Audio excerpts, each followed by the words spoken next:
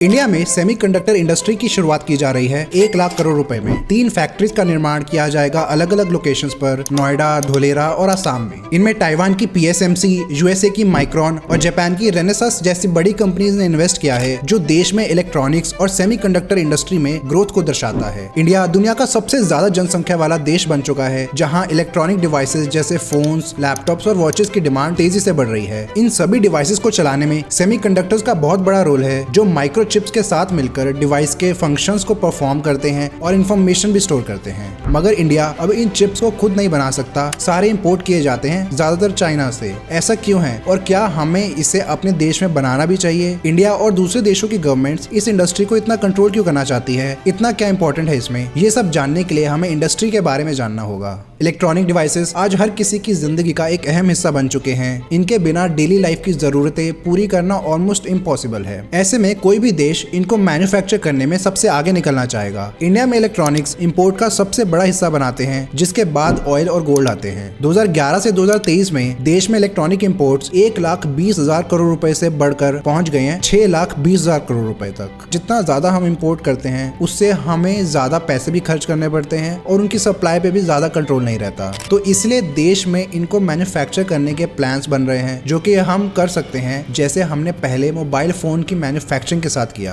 आज इंडिया दुनिया का second largest mobile phone manufacturer है, जहां 200 से ज्यादा फैक्ट्रीज मौजूद हैं, जो कि पहले 0 थी। इलेक्ट्रॉनिक्स में हर टाइप का डिवाइस आता है, जो इलेक्ट्रिक करंट को कंट्रोल और मैनिपुलेट कर सकता है। इसमें अलग अलग कंपोनेंट्स जैसे चिप्स, ट्रांजिस्टर्स और सेमीकंडक्टर्स वगैरह को यूज करके करंट को कंट्रोल किया जाता है। सेमीकंडक्टर्स ऐसे मटेरियल्स को कहते हैं जो कंडक्टर से कम और इंसुलेटर से ज्यादा करंट पास होने देते हैं। ये काफी वर्सेटाइल होते हैं। इनमें कुछ इंप्योरिटीज डालकर इसकी कंडक्टिंग प्रॉपर्टीज को पूरी तरह से बदला भी जा सकता है, जैसे करंट को सिर्फ एक डायरेक्शन में फ्लो करने देना। इससे लाइट भी प्रोड्यूस किया जा सकता है और सनलाइट से इलेक्ट्रिसिटी भी प्रोड्यूस की जा सकती है। बहुत यूजेस होते हैं सेमीकंडक्टर के हमारी डिवाइसेस में। आज सेमीकंडक्टर इंडस्ट्री को कुछ ही देशों की कंपनीज डोमिनेट करती हैं, जैसे USA, Taiwan, south Korea, Japan, Netherlands और UK। इनमें से अकेला ताइवान ही दुनिया के लगभग 60% सेमीकंडक्टर्स बनाता है। TSMC जो एक ताइवानीज कंपनी है, इसका अपना शेयर ही 50% के करीब है। इस ग्राफ में अभी की सारी मेजर सेमीकंडक्टर कंपनीज हैं, उनके मार्केट कैपिटलाइजेशन के अकॉर्डिंग। ये सारी अमेरिकन कंपनीज हैं, ये दोनों डच, ये साउथ कोरियन, TSMC ताइवानीज, बाकी जापानीज और ब्रिटिश।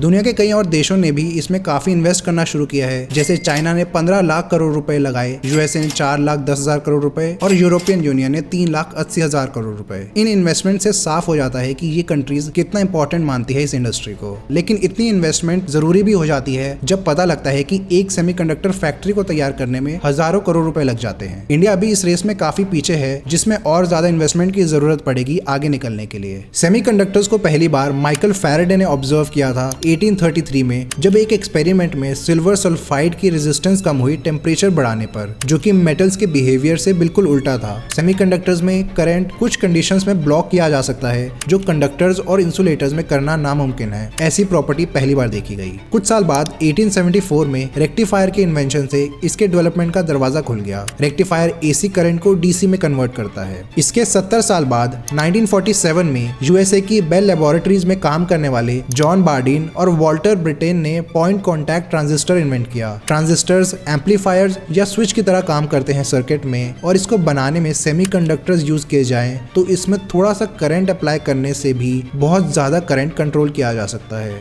इससे ये मुश्किल ऑपरेशंस और लॉजिक फंक्शंस भी कर सकते हैं। अगले साल 1948 में विलियम शॉकली ने बाइपोलर जंक्शन ट्रांजिस्टर इन्वेंट किया, जो पॉइंट कॉन्टैक्ट से भी बेहतर था। इनसे शुरुआत हुई ट्रांजिस्टर के एरा की, जिसने इलेक्ट्रॉनिक्स को रेवोल्यूशनाइज कर दिया। इससे पहले वैक्यूम ट्यूब्स यूज होती थी, जिसमें काफी लिमिटेशंस थी। इन्हीं को देखते हुए इलेक्ट्रिकल इंजीनियर्स और रिसर्चर्स ने नई टेक्नोलॉजी को डेवलप करना शुरू किया, जिससे हमें ट्रांजिस्टर मिला। ये वैक्यूम ट्यूब से बहुत कम पावर यूज करते हैं और उनसे काफी छोटे भी होते हैं। मोस्टली जर्मेनियम इस्तेमाल होता था इन्हें बनाने के लिए, क्योंकि इसमें करंट ज्यादा आसानी से फ्लो करता था और इजी भी होता था बनाना। ये सारे कमर्शियल बेचे गए वेस्टर्न इलेक्ट्रिक और जनरल इलेक्ट्रिक कंपनीज द्वारा। लेकिन अर्ली 1950s तक सिलिकॉन के फायदे सामने आने लगे। पहला तो ये काफी ज्यादा अवेलेबल है अर्थ में, दूसरा इसमें फ्लो होने वाले करंट का कम लीकेज होना, और तीसरा इसके सरफेस पर सिलिकॉन डाइऑक्साइड लेयर बन जाने से इसको प्रोटेक्शन भी मिल जाती है। सिलिकॉन से बने डिवाइसेस को -55 से 125 डिग्री सेल्सियस में यूज किया जा सकता है, है, जबकि जर्मेनियम को सिर्फ 0 से 70 डिग्री सेल्सियस में। 1954 में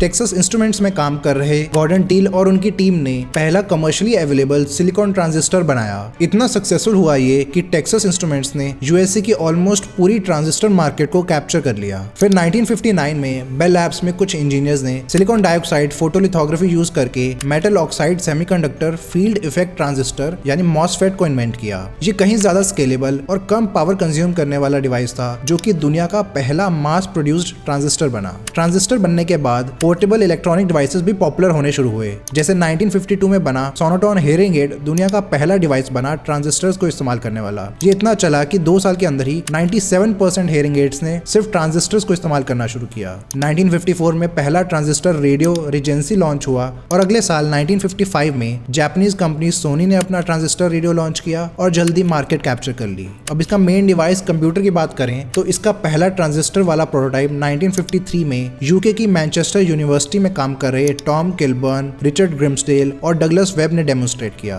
अगले साल यूएस एयरफोर्स के लिए एक कंप्यूटर डिजाइन किया बेल लैब्स ने 700 पॉइंट कॉन्टैक्ट ट्रांजिस्टर्स और 10,000 से ज्यादा डायोड्स के साथ। इनकी सफलता को देखते हुए IBM ने 608 ट्रांजिस्टर कैलकुलेटर लॉन्च किया 1957 में, जो दुनिया का पहला कमर्शियल पूरी तरह ट्रांजिस्टर से बना कंप्यूटर था। इससे पहले कंप्यूटर्स में वैक्यूम ट्यूब्स यूज होती थी, जैसे ENIAC, जो 17,000 से ज्यादा वैक्यूम ट्यूब से बना था और 15x9 मीटर का पूरा कमरा ऑक्यूपाई करता था। इतने बड़े साइज और इतनी सारी वैक्यूम ट्यूब्स के बाद भी ENIAC 1 सेकंड में सिर्फ 5,000 कैलकुलेशंस ही कर सकता था, जहां आज के कंप्यूटर्स 1 सेकंड में 100 करोड़ से भी ज्यादा कैलकुलेशंस कर सकते हैं आसानी से। इन लिमिटेशंस को सेमीकंडक्टर्स ने बदल कर रख दिया। 1950s और 60s में बढ़ती पॉपुलैरिटी के साथ सेमीकंडक्टर इंडस्ट्री में कुछ कंपनीज ने अपनी पकड़ मजबूत बनाई, जैसे AT&T, जिसमें बेल लैब्स और वेस्टर्न इलेक्ट्रिक आती थी, Texas instruments, Fairchild semiconductor, RCA, Intel और AMD। ये कंपनी रिस्पॉन्सिबल थी इनकी शुरुआती डेवलपमेंट्स के लिए। बेल लैब्स में ट्रांजिस्टर डेवलप हुआ था, जिसके लिए 3 इंजीनियर्स को नोबेल प्राइज भी मिला बाद में। कुछ साल बाद बेल लैब्स ने सोलर सेल्स भी बनाए, जिससे सनलाइट को इलेक्ट्रिसिटी जनरेट करने के लिए इस्तेमाल किया जाता है सिलिकॉन से। 1958 में फेयरचाइल्ड सेमीकंडक्टर ने IBM को ट्रांजिस्टर सप्लाई करना शुरू कर दिया, जो कि B-70 बॉम्बर एयरक्राफ्ट के नेविगेशन कंप्यूटर में लगने थे।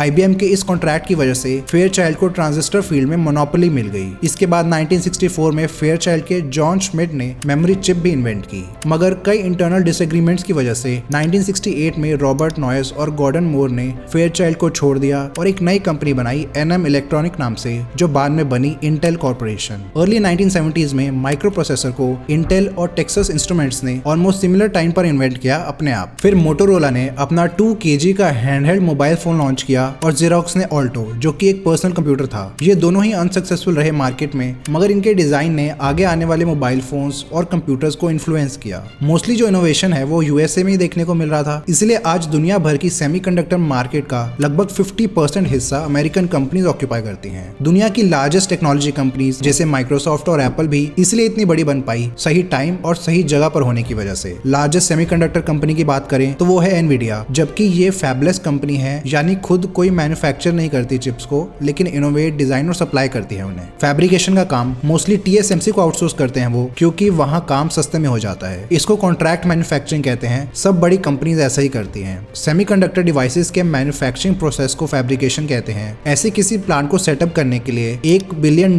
से ज्यादा का खर्चा लग जाता है, यानी 8,400 करोड़ रुपए, और ये इजिली 3 से 4 बिलियन डॉलर तक भी पहुंच जाता है, यानी 33,000 करोड़ रुपए। इस खर्चे का बहुत बड़ा कारण है क्लीन रूम्स। क्लीन रूम एक अलग सा रूम बनाया जाता है जिसमें हवा में मौजूद पार्टिकुलेट्स और डस्ट वगैरह को रिमूव कर दिया जाता है। इसमें फैब्रिकेशन का सारा काम होता है, क्योंकि चिप्स के फीचर्स बहुत छोटे नैनोमीटर स्केल में बनते हैं, जो डस्ट पार्टिकल से भी छोटे होते हैं। अगर उन्हें नहीं हटाएंगे तो डस्ट चिप्स में चली जाएगी और प्रॉपर्ली वर्क नहीं कर पाएगा वो। सारी मशीनरीज जैसे फोटोलिथोग्राफी, एचिंग, डोपिंग और डाइसिंग मशीन्स सभी इधर होती हैं, जो कि काफी एक्सपेंसिव है। एक मशीन 5 करोड़ रुपए की नॉर्मल मशीन से लेके 29,000 करोड़ रुपए तक की एडवांस मशीन्स भी लगानी पड़ती हैं। एनवीडिया और इंटेल जैसी कंपनीज चिप्स का डिजाइन तैयार करती हैं, फिर मैन्युफैक्चरर्स उसको बनाते हैं। ज्यादा एडवांस चिप्स, स्पेशली 7 नैनोमीटर और 5 नैनोमीटर चिप्स को सिर्फ TSMC और सैमसंग बना सकते हैं पूरी दुनिया में। बहुत कॉस्ट इंटेंसिव होता है उनको मैन्युफैक्चर करना। इसके लिए सिलिकॉन के वेफर्स पर प्रोटेक्टिव कोटिंग लगाकर फोटोलिथोग्राफी से फीचर्स बनाए जाते हैं। फाउंड्रीज और IDMs खुद से ऐसी मशीन्स नहीं बनाती, बल्कि उनको इक्विपमेंट मैन्युफैक्चरर से खरीदती है, जैसे नेदरलैंड्स का ASML, USA की लैम रिसर्च और जापान की टोक्यो इलेक्ट्रॉन। माइक्रोन आज की सबसे एडवांस्ड फोटोलिथोग्राफी मशीन्स ASML बनाती है। फिर चिप्स बन जाने के बाद उन्हें टेस्ट किया जाता है एक इलेक्ट्रॉनिक टेस्टर की मदद से। ये काम अक्सर outsourced semiconductor assembly and test OSAT companies को दिया जाता है जो सिर्फ चिप्स को टेस्ट करने का काम करती हैं। ऐसा इसलिए ताकि टेस्टिंग रिजल्ट्स में बनाने वाली कंपनी की तरफ से बायसेस ना आए।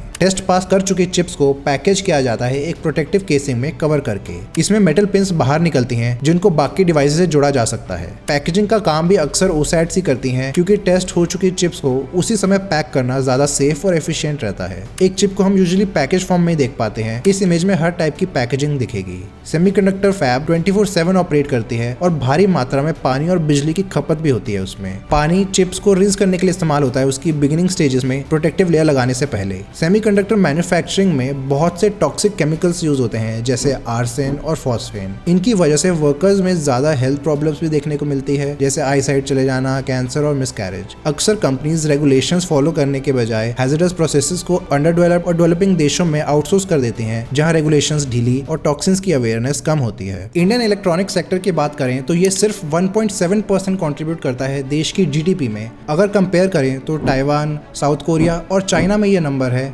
15.5, 15 और 13% रिस्पेक्टिवली। इंडिया आज दुनिया की इलेक्ट्रॉनिक्स मैन्युफैक्चरिंग का 5% हिस्सा बनाता है जिसमें से ज्यादातर देश में ही यूज हो जाता है, एक्सपोर्ट कम होता है। स्पेसिफिकली सेमीकंडक्टर्स को देखें तो उसमें भी इंडिया में टैलेंट की कमी नहीं है। ITIF के मुताबिक दुनिया के 20% सेमीकंडक्टर डिजाइन इंजीनियर्स जो कि हैं लगभग 1,25,000 इंडिया में ही हैं। लेकिन जहां हर साल 8 लाख इंजीनियर्स ग्रेजुएट होते हैं उनमें से बहुत कम है जो इस इंडस्ट्री में काम करने योग्य होते हैं, प्रॉपर स्किल्स नहीं सीख पाते। इसकी अहमियत समझकर यूनिवर्सिटीज में बेहतर स्किल कोर्सेज लाने की जरूरत है। लोकल मैन्युफैक्चरिंग के लिए कंपनीज को थोड़े इंसेंटिव्स भी दिए जा सकते हैं। कोविड से हुई सप्लाई चेन डिस्ट्रप्शन से भी इंडियन इलेक्ट्रॉनिक्स को फायदा मिला है। जो कंपनीज पूरी तरह या ज्यादातर चाइना में मैन्युफैक्चरिंग कर रही थी उन्होंने डाइवर्सिफाई करना जरूरी समझा इंडिया, वियतनाम और मलेशिया जैसे देशों में। लेकिन अभी इंडिया में इसका सबसे बड़ा चैलेंज है हाई टैरिफ रेट और ईज ऑफ बिजनेस। इसकी वजह से कई कंपनीज इंसेंटिव्स के बाद भी साउथ ईस्टर्न एशियन कंट्रीज को प्रेफर करती है इंडिया के ऊपर। गवर्नमेंट ने यही इंसेंटिव स्कीम्स PLI लॉन्च की थी मैन्युफैक्चरिंग सेक्टर को एनकरेज करने के लिए। कई सेक्टर्स में दी जाती हैं ये इलेक्ट्रॉनिक्स को मिलाकर। इंडिया का टारगेट है 2029 तक दुनिया की स्मार्टफोन मैन्युफैक्चरिंग का 25% हिस्सा हासिल करना जो अभी सिर्फ 4% पर है। लेकिन इसमें भी सबसे बड़ा चैलेंज है टैक्सेस। इंडिया चार्जर्स, कुछ तरह के सर्किट बोर्ड और फुली असेंबल्ड फोन्स पर 20% का टैक्स लगाती है और बैटरी कवर्स पर 10% का। इसके मुकाबले चाइना और वियतनाम अपने ट्रेडिंग पार्टनर्स और फ्री ट्रेड एग्रीमेंट वाली कंट्रीज के कंपोनेंट्स पर कभी भी 10% से ज्यादा टैक्स नहीं लगाते। अक्टूबर 2023 में ताइवानीज कंपनी विस्ट्रॉन कॉर्पोरेशन जो आईफोन मैन्युफैक्चर करती है अपना कर्नाटका प्लांट टाटा को बेच दिया। नवंबर में चाइनीज कंपनी लेनोवो ने इंडिया में मदरबोर्ड्स मैन्युफैक्चर किए जिससे वो गवर्नमेंट के कॉन्ट्रैक्ट्स पर बिड कर सके। इसी साल जनवरी में सैमसंग ने नोएडा में लैपटॉप्स बनाना भी अनाउंस किया है। पेगाट्रॉन कंपनी ने भी अपने चेन्नई प्लांट्स का 65% स्टेक टाटा को बेचना डिसाइड किया है जहां वो आईफोन बनाते हैं। इन सब फॉरेन इन्वेस्टमेंट से 2023-24 में इंडिया ने $29.1 बिलियन यानी 2,40,000 करोड़ रुपए के इलेक्ट्रॉनिक्स को एक्सपोर्ट किया। टॉप 5 मार्केट्स थी USA, UAE, नेदरलैंड्स, UK और इटली। इसमें मोबाइल फोन्स 52% हिस्सा बनाते हैं जिसमें से सबसे ज्यादा आईफोन्स एक्सपोर्ट किए जाते हैं जो मोबाइल एक्सपोर्ट्स का 70% और टोटल इलेक्ट्रॉनिक एक्सपोर्ट्स का 35% बनाते हैं। सेमीकंडक्टर की बात करें तो देश में हर साल लगभग 2,000 चिप्स डिजाइन की जाती हैं और 20,000 इंजीनियर्स IC डिजाइन करते हैं। 2017 की department of electronics and information technology की रिपोर्ट के मुताबिक सेमीकंडक्टर टेक्नोलॉजी इंडिया में इंप्रूव करने के लिए सिंगापुर और जर्मनी की इंडस्ट्रीज के साथ पार्टनरशिप भी की गई है। इसी साल मार्च में गवर्नमेंट ने 1,25,000 करोड़ रुपए खुद इन्वेस्ट करने का डिसाइड किया है 3 प्लांट्स के लिए, एक सेमीकंडक्टर फैब्रिकेशन प्लांट और 2 पैकेजिंग एंड टेस्ट फैसिलिटीज। ये देश का पहला फैब होगा। PSMC और टाटा इलेक्ट्रॉनिक्स के बीच एक जॉइंट वेंचर। इसमें 28, 40, 55 और 110 नैनोमीटर चिप्स प्रोड्यूस की जाएंगी 50,000 वेफर्स पर हर महीने। कंपैरेटिवली कम एडवांस चिप्स हैं ये, तो इनमें सेंसिटिव टेक्नोलॉजी का भी कम उपयोग होगा और बनाने में भी कम रिसोर्सेस लगेंगे। ये प्लांट ढोलेरा गुजरात में बनाने का प्लान है। इसके अलावा चिप असेंबली, टेस्ट और पैकेजिंग के लिए 2 फैसिलिटीज बनेंगी। पहली होगी जागी रोड असम में टाटा इलेक्ट्रॉनिक्स की 27,000 करोड़ रुपए में। दूसरी सनंद गुजरात में जो ये 3 कंपनीज मिलकर बना रही है 7,000 करोड़ रुपए में। इंडिया के लिए ये इंडस्ट्री सेटअप करना काफी इंपॉर्टेंट है लेकिन इसमें कई चैलेंजेस का भी सामना करना पड़ता है जैसे ब्यूरोक्रेटिक और पॉलिसी हर्डल्स। मिड 2000s में इंटेल का एक प्लांट बनने वाला था लेकिन गवर्नमेंट समय समय रहते इन्वेस्टमेंट पॉलिसी नहीं बना पाई और इंटेल ने अपने प्लांट्स के लिए चाइना और वियतनाम को चुना। ब्यूरोक्रेसी से भी कई प्रोजेक्ट्स या प्लान्स इफेक्ट होते हैं, टाइमली क्लियरेंस नहीं मिल पाती। इसके चलते न सिर्फ इंडस्ट्री की ग्रोथ रुक जाती है बल्कि एम्प्लॉयमेंट अपॉर्चुनिटीज पर भी बुरा असर पड़ता है। इन इश्यूज के अलावा एक सेमीकंडक्टर फैक्ट्री बिजली और पानी दोनों ही अंधाधुंध तरीके से इस्तेमाल करती है और दोनों का ही अकाल है हमारे देश में। लगभग 8.5 करोड़ लोगों के पास पीने के लिए साफ पानी नहीं है देश में। क्लाइमेट चेंज और फ्रेश वाटर की गिरती अवेलेबिलिटी की वजह से भी सेमीकंडक्टर प्लांट्स के लिए पानी उपलब्ध करवाना बहुत मुश्किल हो जाता है। बिजली की बात करें तो 2022 में देश को सबसे बड़े पावर शॉर्टेजेस में से एक को झेलना पड़ा था जब कोल की कमी पड़ गई थी पूरे देश में। ग्लोबल वार्मिंग से भी कूलिंग की जरूरत बढ़ रही है जिससे इलेक्ट्रिसिटी सप्लाई करने में प्रेशर और बढ़ेगा। इससे फिर सेमीकंडक्टर प्लांट्स को सफर करना पड़ सकता है। पावर जनरेशन और फ्रेश वाटर डाइवर्जन की बात हमने डिटेल में की है इस वीडियो में, देखने के लिए आई बटन पर क्लिक करें। अब दुनिया की सबसे बड़ी प्योर प्ले सेमीकंडक्टर फाउंड्री की बात करते हैं, Taiwan semiconductor manufacturing company TSMC। Taiwan में बेस्ड TSMC डोमिनेट करती है ये मार्केट। इनके पास अकेले ही 50% से ज्यादा शेयर है ग्लोबल मार्केट का। सारी बड़ी फैबलेस कंपनीज जैसे एप्पल, आर्म, क्वालकॉम और एनवीडिया TSMC से ही खरीदते हैं। इसके साथ इंटेल, ST माइक्रोइलेक्ट्रॉनिक्स और टेक्सास इंस्ट्रूमेंट्स जैसी IDMs अपनी मैन्युफैक्चरिंग का कुछ पार्ट TSMC को आउटसोर्स करती है। आज TSMC ताइवान की सबसे बड़ी कंपनी है, मगर ये सब कैसे हो पाया? 1986 में ताइवानीज गवर्नमेंट ने मॉरिस चैंग, जो कि एक इलेक्ट्रिकल इंजीनियर है और कई साल टेक्सास इंस्ट्रूमेंट्स में काम कर रहे थे सेमीकंडक्टर्स पर, उनको एक रिसर्च इंस्टीट्यूट का प्रेसिडेंट बनाया ताइवान में और सेमीकंडक्टर इंडस्ट्री को डेवलप करने के लिए एक ब्लैंक चेक दे दिया। लेकिन इसमें हाई इन्वेस्टमेंट और हाई रिस्क की वजह से इन्वेस्टर्स नहीं मिल पा रहे थे। सिर्फ डच कंपनी फिलिप्स ने इन्वेस्ट किया $58 मिलियन, प्रोडक्शन टेक्नोलॉजी को भी ट्रांसफर किया और अपनी इंटेलेक्चुअल प्रॉपर्टी को भी लाइसेंस किया TSMC में 27.5% स्टेक के लिए। ताइवानीज गवर्नमेंट ने जनरस टैक्स बेनिफिट्स दिए और सेटअप करने की 48% कॉस्ट भी कवर की। बाकी कैपिटल ताइवान के दूसरे बिजनेसमैन ने इन्वेस्ट की गवर्नमेंट की रिक्वेस्ट या धमकी पर। इस तरह 1987 में TSMC एस्टैब्लिश हो पाया और ऐसी गवर्नमेंट की लगातार सपोर्ट से वो आज इतनी बड़ी कंपनी बन पाई है। प्योर प्ले फाउंड्री जो कि सिर्फ चिप फैब्रिकेशन करती है TSMC जैसी, वो ही बनाने का प्लान है इंडिया में PSMC के साथ। और जो फैबलेस मैन्युफैक्चरर्स हैं वो प्योर प्ले फाउंड्री से चिप्स खरीदकर अपने प्रोडक्ट्स में यूज करते हैं जैसे एनवीडिया। इनको मैन्युफैक्चरिंग पर इन्वेस्ट नहीं करना पड़ता, बस एंड प्रोडक्ट्स पर R&D करते हैं। इस पाई चार्ट में दुनिया की 10 सबसे बड़ी प्योर प्ले फाउंड्रीज हैं एक क्वार्टर रेवेन्यू के हिसाब से। 2023 का टोटल रेवेन्यू देखें तो TSMC ने $69 बिलियन कमाए थे, जिसके बाद सैमसंग आती है $14 बिलियन के साथ। फैबलेस में एनवीडिया सबसे ऊपर है 2023 में $60 बिलियन रेवेन्यू के साथ। एनवीडिया की बात करें तो ये मोस्टली जानी जाती है अपने GPUs, ग्राफिक्स प्रोसेसिंग यूनिट्स के लिए। आज दुनिया की 80% GPU की मार्केट एनवीडिया के पास है। इसकी शुरुआत हुई थी 5 अप्रैल 1993 को जब 3 लोगों ने मिलकर इसे एस्टैब्लिश किया। जेनसन हुआंग एक ताइवानीज अमेरिकन इलेक्ट्रिकल इंजीनियर जो पहले LSI लॉजिक और AMD में काम कर चुके हैं। क्रिस मेलाचाउस्की सन माइक्रोसिस्टम्स के फॉर्मर इंजीनियर और कर्टिस प्रियम IBM और सन माइक्रोसिस्टम में काम कर चुके ग्राफिक चिप डिजाइनर। इन्होंने एक्सेलरेटेड कंप्यूटिंग और ग्राफिक बेस्ड प्रोसेसिंग को इन्विजन किया था जो कि बाकी कंपनीज नहीं कर पा रही थी। वीडियो गेम्स काफी चैलेंजिंग होती हैं क्योंकि फास्ट रिफ्रेश रेट के साथ ग्राफिक्स अच्छे होने चाहिए उसमें, इसलिए एनवीडिया में इस पर काम करना शुरू किया और नई चिप्स डेवलप की। 1999 में अपने GeForce सीरीज का पहला GPU लॉन्च किया जो काफी पॉपुलर बन गया। इसकी सक्सेस से माइक्रोसॉफ्ट ने Xbox गेम कंसोल के ग्राफिक्स हार्डवेयर बनाने का कॉन्ट्रैक्ट दिया एनवीडिया को। अगले सालों में इनके GPUs में काफी इंप्रूवमेंट्स हुई जिससे इनकी सेल्स बढ़ती चली गई। 2020-21 में GPU की शॉर्टेज हो गई थी दुनिया भर में जब बिटकॉइन माइनिंग के लिए उसकी डिमांड काफी बढ़ गई थी। आज आर्टिफिशियल इंटेलिजेंस के लिए जो मशीन लर्निंग चाहिए होती है वो ज्यादातर GPU पर ही चलती है। आर्टिफिशियल इंटेलिजेंस में मेजर ब्रेक थ्रूज की वजह से एनवीडिया को भी काफी फायदा देखने को मिला है। इससे आज ये दुनिया की सबसे ज्यादा वैल्यूएबल कंपनीज में से एक बन गई है, $2 ट्रिलियन से भी ज्यादा मार्केट कैप के साथ। सिर्फ एप्पल और माइक्रोसॉफ्ट ही इससे ऊपर आती हैं। इन दोनों के अलावा और भी कई कंपनीज हैं जिनके कंट्रीब्यूशन के बिना सेमीकंडक्टर्स इतने एफिशिएंट ना हो पाते, जैसे